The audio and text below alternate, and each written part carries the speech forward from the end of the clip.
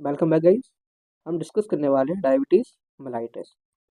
तो diabetes mellitus क्या है, डेफिनेशन देखें। तो diabetes mellitus is group of disease characterized by the high level of blood glucose resulting from the defect in the insulin production, insulin action या both.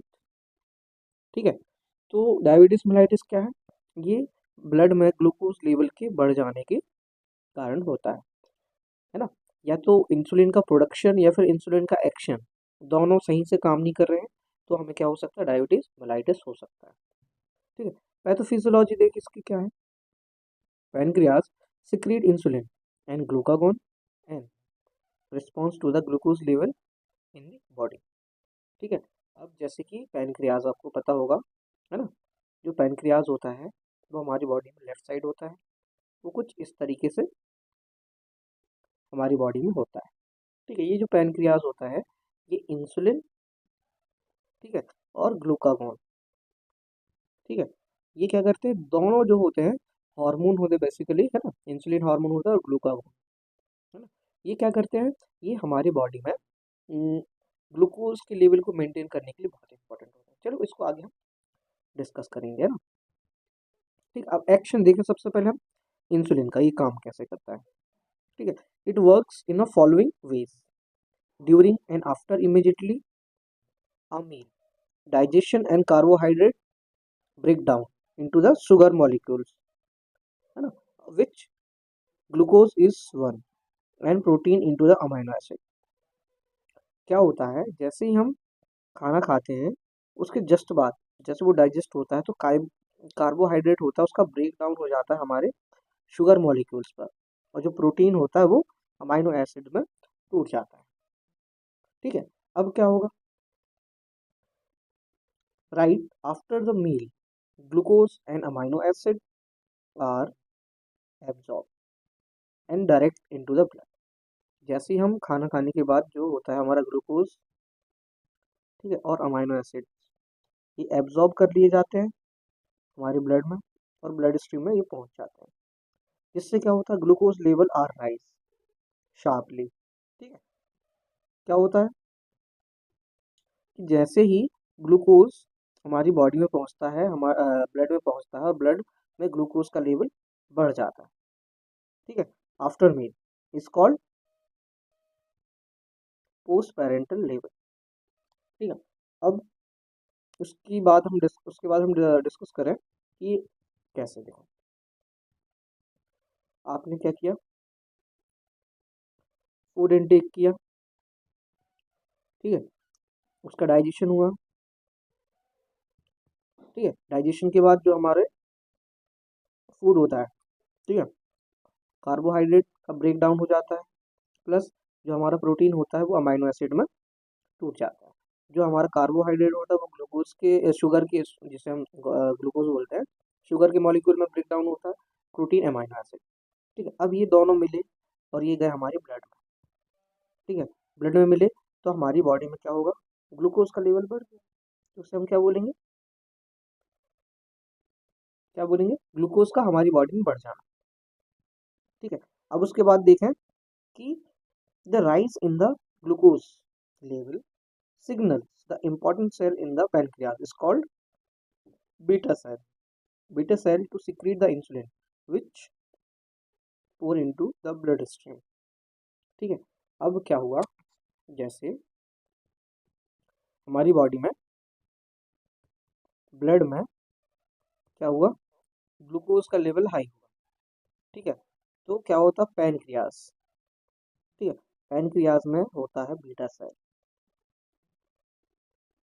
तो beta cell क्या करता है, इंसुलिन प्रोड्यूस करता है। जैसे ही हमारी बॉडी में ब्लड का ग्लूकोज का लेवल बढ़ेगा, पैनक्रियास बीटा सेल जो होंगी वो इंसुलिन को प्रोड्यूस करेंगी, और ये इंसुलिन क्या करेगा, जाके ग्लूकोज के लेवल को कम कर देगा या फिर बराबर कर देगा, जो हमें जितना हमारी बॉडी के लिए रिक्वायरमेंट है। समझ में आया। अभी इसकी हम साइकिल भी देखेंगे, बस हम अभी इसको जनरली समझ रहे हैं। ठीक है। तो हमने क्या किया, खाना खाया, ग्लूकोज बना, ग्लूकोज ब्लड में गया। ठीक है। ब्लड में ग्लूकोज लेवल बढ़ा, फिर पैनक्रियाज ने क्या बनाया, इंसुलिन बनाया, इंसुलिन ने क्या किया, उस बढ़े हुए ग्लूकोज को कम कर दिया। ठीक है, ये इसका नॉर्मल मैकेनिज्म हो गया। ठीक है, अब नेक्स्ट देखें कि within the 20 minutes, within 20 minutes, है ना, after meal insulin rise in the peak level. अब क्या होता है, जैसे ही क्या हुआ होता है, हम खाना खाते हैं, उसके बाद जो हमारा इंसुलिन होता है वो पीक में होता है। क्यों? क्योंकि हमारी बॉडी में ग्लूकोज का लेवल बढ़ने वाला है। तो क्या होता है, इंसुलिन पहले से तैयार होता है, जैसे ही ग्लूकोज बढ़ेगा वो क्या करेगा, उसको कम कर देगा या फिर बराबर कर देगा। ठीक है, अब क्या देखें आगे, इंसुलिन। ठीक है, insulin enable glucose to enter the cell in the body. ठीक है, particularly muscle, liver, insulin and other hormone direct whether the glucose will be burned and for energy and store the further use। क्या होता है, जो glucose होता है, ठीक है, जो इंसुलिन होता है, इंसुलिन वो ग्लूकोज को एंटर करने से रोकता है। कहाँ पे? सेल में। ठीक है, कहाँ पे? सेल में। पर्टिकुलरली जैसे मसल हो गया, लिवर सेल हो गई ना, ईयर में क्या करता है, इंसुलिन को वो जाने से रोकता है डायरेक्टली। ठीक है, जिससे क्या होता है, वो क्या करता है, उस ग्लूकोज को स्टोर करके रख लेता है, जो कि आगे चलकर हमारे एनर्जी के फॉर्म में आगे काम करता है। ठीक है, when the insulin level are high in the liver, stop the producing glucose and store in the other form until the body is need to be again। अब क्या होता है, जैसे हमारी बॉडी में जो ज़्यादा शुगर आ गई है, ज़्यादा ब्लड ग्लूकोज हो गया, उसको लिवर क्या करता है, स्टोर कर लेता है, और जब हमें कहीं और उसकी रिक्वायरमेंट पड़ती है तो उसको वहाँ पे यूज़ कर लिया जाता है। ठीक है, दैट्स रीज़न कि हम एक एक दो दो दिन फास्ट रख लेते हैं, कई लोग 9 दिन रखते हैं ना। उस टाइम में भी क्या करते हैं, जो हमारी बॉडी में ब्लड ग्लूकोज है, स्टोर है ना, उसको लिवर क्या करता है, कंटिन्यूसली काम में लेता है, जिससे कि हम कई दिनों तक फास्ट कर सकते हैं। ठीक है, रिस्क फैक्टर क्या है ग्लूकोज के, मतलब डायबिटीज मेलाइटिस के?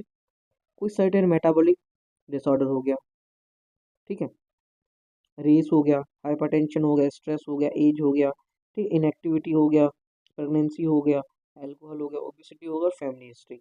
ये रिस्क फैक्टर होते हैं जो कि हमारी ग्लूकोज या फिर डायबिटीज मेलाइटिस हमें कर सकते हैं। ठीक है, अब क्लासिफिकेशन की बात करें कि डायबिटीज़ का क्या क्लासिफिकेशन, तो ये टाइप 1 डायबिटीज मेलाइटिस होती है, टाइप 2 होती है, एक होती है सेकेंडरी, एक होती है गैस्ट्रनल। ठीक है, डायबिटीज़। तो बेसिकली हम दो ही बात करेंगे जो ज़्यादातर हमें पढ़ाई जाती है, टाइप 1 टाइप 2 डायबिटीज़। ठीक है, सबसे पहले हम देखेंगे type 1 diabetes mellitus. It occurs at any as but usually less than 30 year.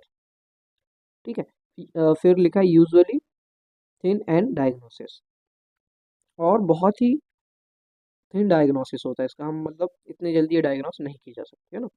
Can be due to genetic, immunological, या फिर इन्वायरमेंटल फैक्टर इसके कारण हो सकता है। कौन सा? Type 1 diabetes mellitus.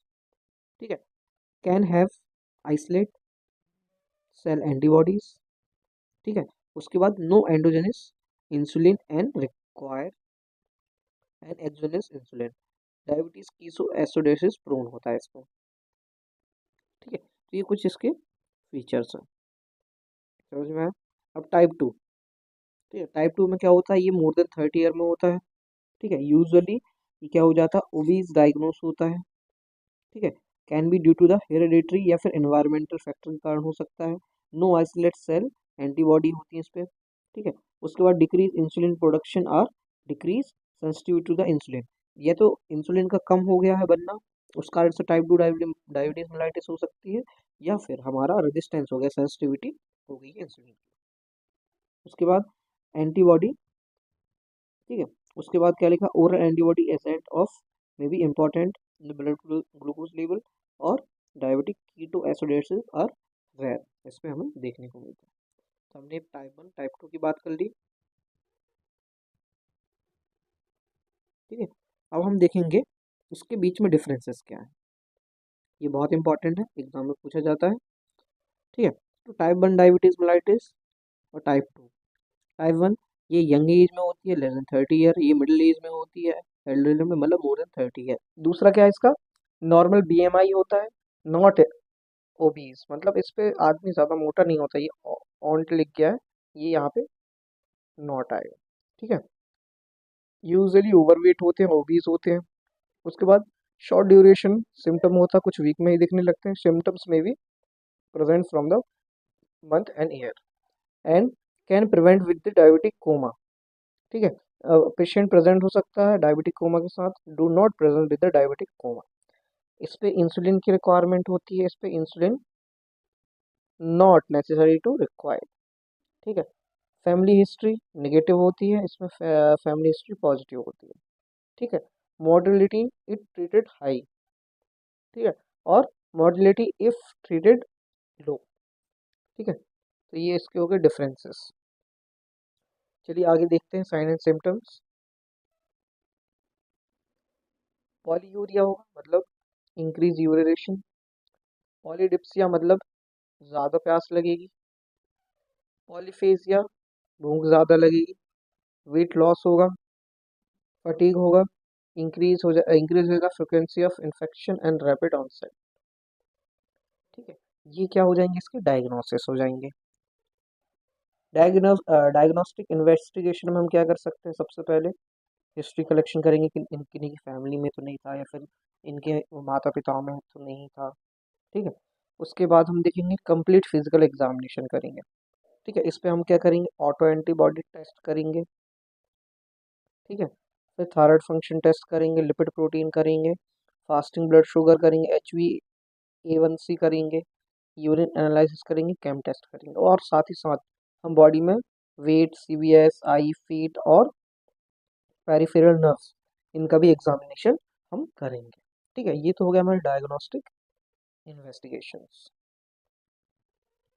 ठीक है, अब मैनेजमेंट कैसे करें। ठीक है, हम मैनेजमेंट में ये देखें, सबसे पहले क्या कर सकते हैं, इसको ड्रग दे सकते हैं। ड्रग में ओरल हाइपोग्लाइसेमिक एजेंट्स दे सकते हैं, इंसुलिन दे सकते हैं। ठीक है, दूसरा क्या, पेशेंट को एजुकेट कर सकते हैं कि देखिए ये चीज़ आपके लिए हार्मफुल है, या फिर आपको क्या करना है, इन इन चीज़ों का सेवन नहीं करना है, ये चीज़ नहीं खानी जिससे आपका ग्लूकोज लेवल बढ़ सके। न्यूट्रिशंस देना है खाने में, एक्सरसाइज करानी है, और हमें डेली मॉनिटरिंग करते रहनी है कहीं हमारे ब्लड ग्लूकोज लेवल तो नहीं बढ़ रहा। ठीक है, ये इसके बेसिक क्या हो गए, ट्रीटमेंट्स हो गए। ठीक है, इसके अलावा भी हम अलग अलग टाइप के डायबिटीज़ मेलाइटिस में अलग अलग ट्रीट करते हैं। ठीक है, जैसे मैनेजमेंट लिखा है ऑफ टाइप 1 डायबिटीज़, तो इंसुलिन, मील प्लान करेंगे, और बार बार ब्लड ग्लूकोज लेवल को मॉनिटर करते रहेंगे। टाइप 2 में क्या करेंगे, हम ग्लाइसेमिक कंट्रोल करेंगे, डाइट और लाइफस्टाइल चेंज करेंगे, एक्सरसाइज करेंगे, मेडिकेट करेंगे। दूसरा ट्रीटमेंट एसोसिएटेड कंडीशन में हम क्या करेंगे, है ना, dyslipidemia, hypertension, obesity, coronary heart diseases, इन सारी चीज़ों को भी हम क्या करेंगे, मॉनिटर करने के साथ साथ इनको भी ट्रीट करना पड़ेगा। ट्रीटेड एसोसिएट कंडीशन, ये भी हमें देखनी पड़ेगी। ठीक है, देन उसके बाद हम कॉम्प्लिकेशन देखें, डायबिटीज मेलाइटिस के पेशेंट में क्या क्या कॉम्प्लिकेशन देखने को मिलते हैं। आई में रेटिनोपैथी मिल सकती है। ठीक है, माउथ में हमको पेरी ओडोंटल डिसीज हो सकती है, हार्ट डिसीज हो सकती है, किडनी में नेफ्रोपैथी हो सकती है, मेंटल हेल्थ में डिप्रेशन हो सकता है, ब्रेन एंड सेरेब्रम में सर्कुलेशन हो सकता है। उसके बाद सेक्सुअल ऑर्गन में क्या इरेक्टाइल डिसफंक्शन हो सकता है, पेरिफेरल नर्व सिस्टम जैसे न्यूरोपैथी हो सकता है। ठीक है, किडनी में नेफ्रोपैथी है, और पेरिफेरल नर्व में न्यूरोपैथी है। ठीक है, एंड डायबिटिक फूड में क्या हो सकता है, अल्सरेशन एंड एम्पुटेशन का भी हो सकता है। ये इसके क्या है, कॉम्प्लिकेशंस हैं। ठीक है, तो ये हमने देख लिया डायबिटीज़। तो डायबिटीज़ में हमने क्या क्या देखा, डायबिटीज़ क्या है, उसकी पैथोफिजियोलॉजी क्या है। ठीक है, देन उसके बाद हमने देखा उसके रिस्क फैक्टर क्या है, क्लासिफिकेशन क्या है, टाइप 1 टाइप 2। ठीक है, टाइप 1 टाइप 2 की बात की, फिर डिफरेंस देखा, फिर उसके बाद हम साइन सिम्टम्स से डायग्नोस्टिक देखे, उसके बाद इसका मैनेजमेंट देखा, और लास्ट में कॉम्प्लिकेशन। तो this is all about diabetes mellitus. Hope ये आपको इन्फॉर्मेटिव लगी हो। इस वीडियो को ज़्यादा से ज़्यादा लाइक, कमेंट और चैनल को सब्सक्राइब ज़रूर करें। Thank you.